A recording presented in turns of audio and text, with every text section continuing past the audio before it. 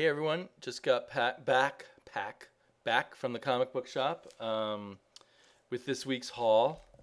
I spent pretty close to $10 more than I would have liked to this week. Any thought that I'm bringing my spending down is it's a struggle. Partially because of giving into some $4 books. Art Ops, I I'm hoping. Well, it's weird because I was excited. I just wanted to get a new Michael Allred book, but really I should wait for trade on this. I'm hoping I'll read this, love it, but feel strong enough to wait for trade. But that seems so unlikely at the moment. And then Robin, Son of Batman is another one of the books that has drawn me into the expensive side. And Grayson. Apparently, he appears naked a lot in this and maybe bound up. I think the idea that Grayson makes up for all of the women in the ridiculous outfits and the uncomfortable poses on comic book covers and stuff shouldn't be pushed too far. I mean, let's just get past that stuff, in my opinion. Another expensive book. I've got to stop like jumping on boom books that look good and just wait for them in trade because they're decent. Spire's quite good, but I think I could have been just as happy spending a lot less money on this series. Sorry, I'm just being honest with you guys. I end up thinking about money when I go to comic book shops, which maybe says something about me or says something about comic books that you actually need to, even when you have a pretty good salary like I have, you need to think about what these things cost. Rumble, I love the art in Rumble. The story is pretty good, but it's not very memorable, I guess, because I don't really remember what happened last issue. Something with the guys and the Scarecrow and the other guys who are like the demons who still live in our world. From Under Mountains, I do actually remember everything. It seems like this came out number one came out fairly recently, so in a way, it's a good sign that they're keeping a good schedule. Like that cover a lot. I was not a big fan of From Under Mountains, but I decided to give it at least 2 issues, because maybe it could be something I like if it gets past its slightly amateurish reliance on tropes and needs to get its plot going and its characters going. Oh, another book that you might want to call a Batman book, given, look, there's 2 Batmans on the cover of Justice League 3001. I still enjoy this book, but I think at one point I thought it was going to, along with its humor, kind of explore the science fiction of its world of 1,000 years from now, and I feel like it's kind of stopped being interested in doing that, the writers. So I'm not quite ready to drop it, but it's more on my maybe eventually I will have had enough of this comic book kind of list. Very excited for Batman Eternal. That's a pretty cool cover. I'm not sure whether I like these red profiles or not, actually, as I look at it some more. I like the shadows in the background. That seems like old-fashioned comic book showmanship to me. Judging from the cover, we're going to plunge right into. This looks like a scene right, a minute after the cliffhanger of last issue. Chop chop, Bruce Wayne. Island, beautiful cover. This one is well worth the money in terms of pages. I think it's over 100 pages long for $8. Makes me want to do another one of my comic book weigh-ins. The art looks really nice. I still haven't really read issue 3. I really liked issue 2, or liked a good portion of issue 2. But every time I picked up issue 3 and I would start reading it, it was like, oh, this feels like a big commitment somehow. And I would put it down and say, I need to wait till I'm in the right mood. But looking at this cover, I really want to read more. I don't think the covers usually have anything to do with the interiors. Although that little panel at the back of the cover makes it look like it's previewing some kind of story. I see Brendan Graham art in here. Oops, that wasn't the Brendan Graham art. The Brendan Graham art. So it's good to see him back. other artists that I do not recognize. Some of the art. Whoa, this looks like a really long one. Oh, some pretty cool black and white art too.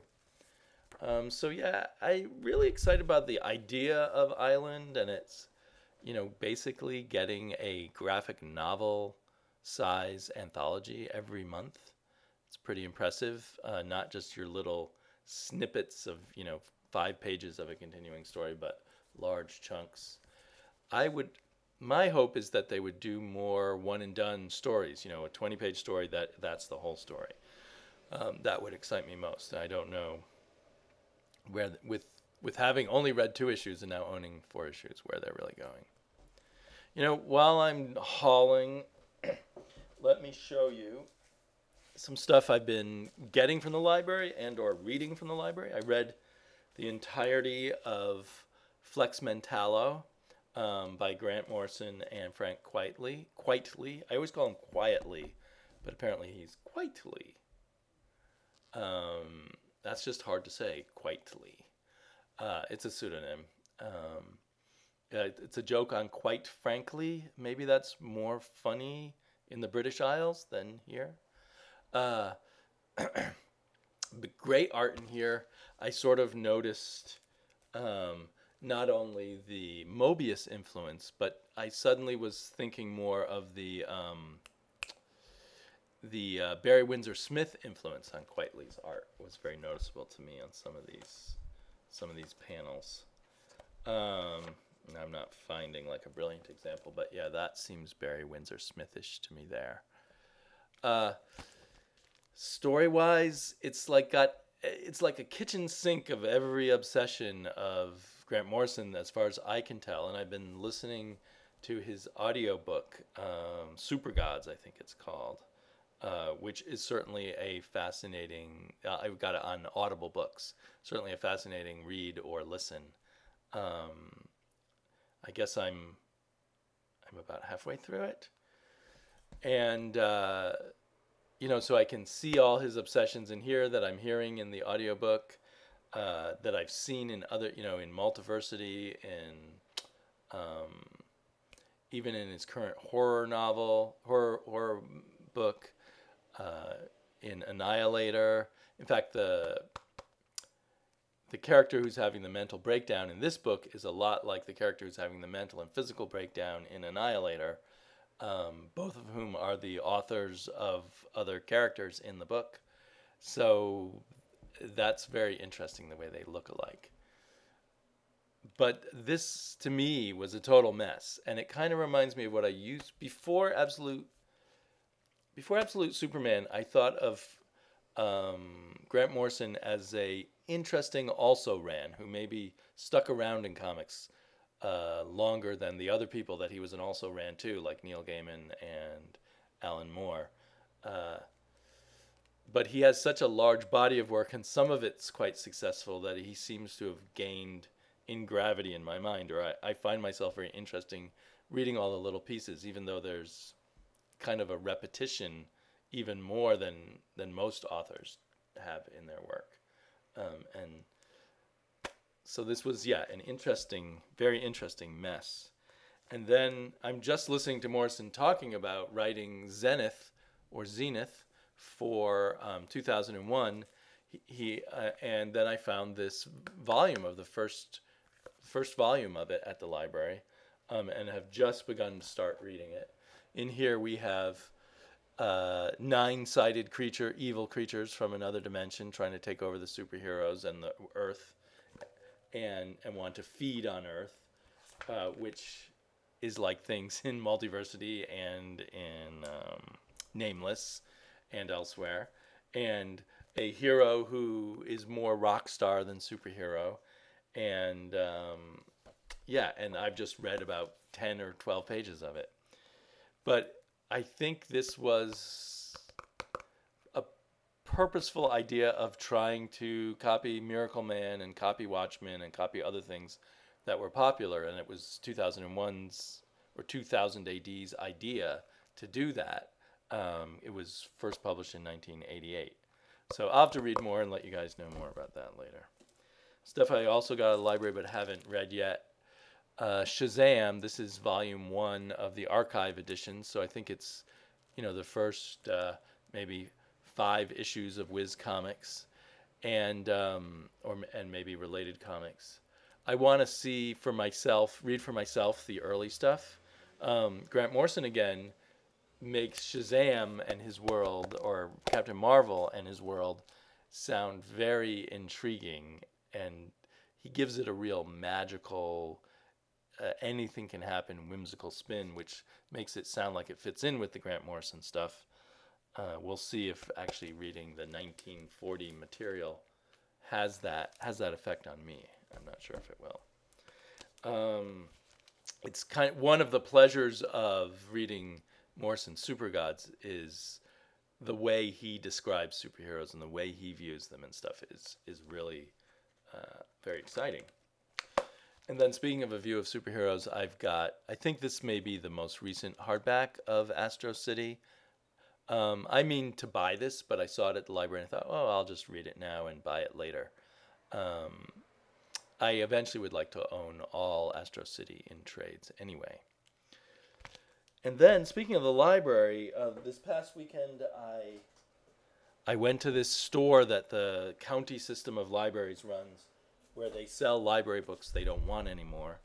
And I bought a bunch of beat-up old trades for $1.50 a piece. In some ways, they're not even worth that because they really are beat up and they are permanently marked as library books. But I don't know. I went in there hoping to find hardbacks because those are worth it. I think they usually sell those for $3. You take the dust jacket off and you still got a really nice hardback. But they didn't have any hardbacks that I wanted, and I just sort of gave in to the impulse of these really cheap things. So I got Queen and Country Volume 3, the definitive edition. I haven't read any Queen and Country. I don't know if I can just dive in here, but I'll probably give that a shot. I got a Mr. X book. I think I read a little bit of Mr. X back when it first came out, but not enough to leave a lasting understanding of what it's about. So I just thought I'd give this volume a try. The art is always very appealing, especially in the context of the day when it came out. Couldn't resist a volume of Love and Rockets. I think they now publish it as a yearly annual in book form, so I think this is just an issue of Love and Rockets. It's called New Stories 3, or New Stories number 3. So it might be that all of this stuff is then reprinted in separate trades, and that's probably really the way I'd like to collect them. An issue or a volume of Brubaker and Phillips' Coward. This looks like a pretty new one. I'm surprised the library is already selling it. But I made the mistake when I tried to rip the other ones. You can rip the library stickers off of fine, but this was made out of a matte paper, the cover. And when I tried to pull the library stickers off this, it pretty much ruined the cover. So that's kind of unfortunate. But, I got it for $1.50. I can read it and toss it or give it away. Here's a kids comic called Curses Foiled Again. I thought it might be fun to read with my daughter. Although lately we're having much more luck reading digital comics together. Here's one by Phil Hester and Chirilla. I forget his first name, but I really like Chirilla's art. Brian Chirilla. So I just got this to enjoy the Brian Chirilla art. I don't know what it's about. The Anchor. Is it a image book? No, it's a boom book, which I guess explains why it's so thin.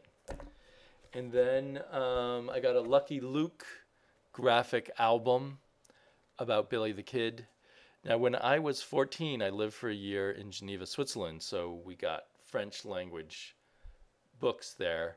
And the comics I would see in all the stores were the Smurfs, Asterix, Tintin, and Lucky Luke. But I never got to read Lucky Luke in English, and I couldn't really read French that well. So it just seemed like fun to have one Lucky Luke. Again, most of these I could just get out of the library, so there's not a lot of logic to my behavior, especially since they weren't hardbacks. But, I think in all I spent, less than $10 on those, and it was fun. I guess I'm a shopaholic. I'll talk to you all